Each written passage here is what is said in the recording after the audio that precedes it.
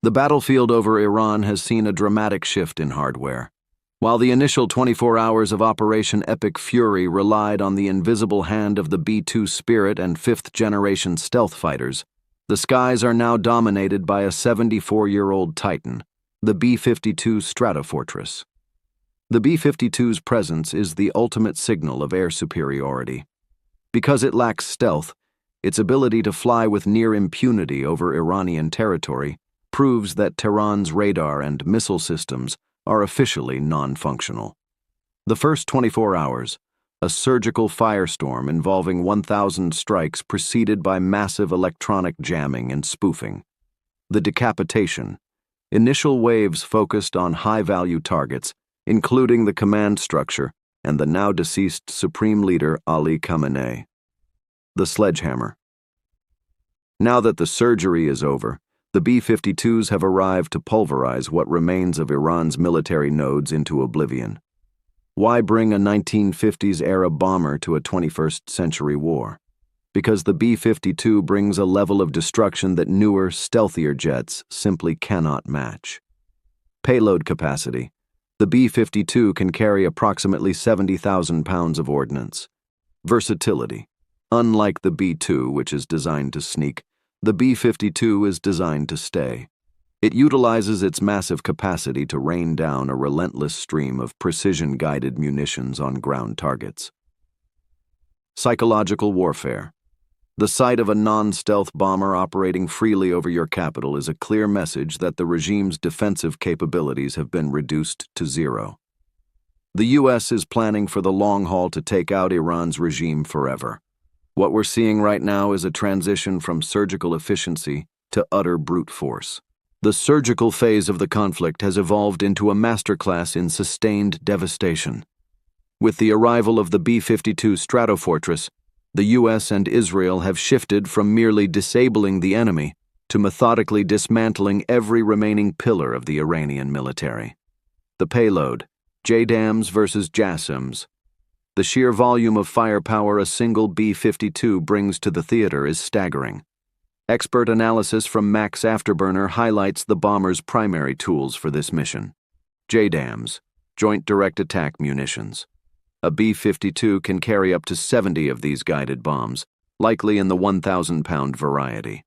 While air superiority is largely established, these are stand-in weapons used when flying directly over a target. JASSMs, Joint Air-to-Surface Standoff Missiles. To mitigate the risk of a one-off surviving Iranian missile site, B-52s can deploy these subsonic cruise missiles from 230 to 575 miles away. This allows the big, ugly, fat fellow to pulverize targets while remaining completely out of reach of Iran's meager remaining defenses. Dismantling the big stick. The primary objective for these heavy hitters is the destruction of command and control, C2 nodes. By targeting these hubs, the U.S. is effectively paralyzing Iran's ability to coordinate its remaining forces. Isolation. When a C2 node falls, missile launchers become isolated, leaving them unable to receive orders or target data. Production. Collapse. Production and reload facilities are being leveled simultaneously, meaning any weapon fired cannot be easily replaced or reloaded. Zero recovery. With infrastructure in ruins, rebuild times have shifted from slow to non-existent. The numbers. Precision meets power. Air Force General Dan Kane confirms that CENTCOM has moved from cautious, long-range standoff strikes to stand-in precision strikes. The strategy is clear. Use stealth to blind the enemy, then use the B-52 to ensure they can never stand back up. The arrival of the B-52s has turned the tide from a high-tech skirmish into a systematic dismantling of Iran's military engine. By hammering the connective tissue of the regime's defense, the big, ugly, fat fellow is proving that sometimes old-school brute force is exactly what a modern conflict requires. The casualty count. A grim reality. The sheer scale of the destruction is starting to reflect in the numbers. While reports vary, the impact is undeniable. Human toll.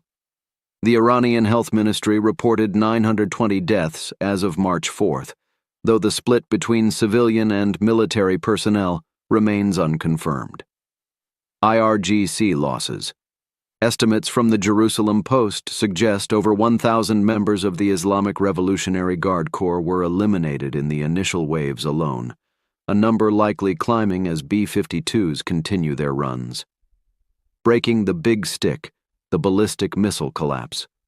Iran's most potent threat has always been its massive missile stockpile, estimated at over 3,000 in 2022 and roughly 2,500 at the start of this conflict. However, a missile is only as good as the order to fire it. By prioritizing command and control, C2 nodes, the B-52s are effectively unplugging the launchers. Without coordination, these stockpiles are becoming expensive paperweights. While the destruction of offensive capacity is a massive win, the real genius move behind deploying the B-52 goes beyond the immediate wreckage. It's a psychological and strategic statement. When a non-stealthy 70-year-old bomber can loiter over your capital, your sovereignty hasn't just been breached, it's been evaporated. The deployment of the B-52 Stratofortress over Iran isn't just a military flex. It's a masterclass in wartime economics. While the U.S. remains an unmatched military powerhouse, the genius of the B-52 lies in its ability to sustain a high-intensity conflict without bankrupting the mission. On March 2nd, President Donald Trump hinted that the conflict with Iran is projected to last 4 to 5 weeks, with the military capable of going far longer. Since the war is still in its first week, the U.S. is pivoting from shock and awe to a sustainable, multi-week bombardment. While the B-2 Spirit was essential for the initial surgical strikes to kick in the door, continuing its use in permissive skies, where air defenses are already shattered, would be a massive waste of resources. Operating costs. The B-2 costs roughly twice as much as the B-52 just to get into the air. High-tech stealth coatings and intensive maintenance push the B-2's operating cost to approximately $200,000 per flight hour. Replacement risk. Each B-2 costs about $2 billion to build. Losing even one to a malfunction or a one-off missile creates a catastrophic hole in the war budget. The B-52 advantage. Adjusted for inflation, the B-52 costs about $1.14 billion per unit, with a modern overhaul program keeping 76 units in service until 2060. It offers a much lower financial risk for sustained missions. The B-52 is ideal for sustained bombardment once the skies are permissive. It has a long loiter time and costs significantly less per hour to operate than the B-2. 1945. The U.S. is effectively using its most expensive scalpels, the B-2s, to perform the surgery, then bringing in the industrial sledgehammers, the B-52s, to finish the job at a fraction of the cost. By switching to the B-52, the U.S. can rain down massive volumes of precision-guided munitions indefinitely, ensuring the Iranian regime stays suppressed without draining the American treasury.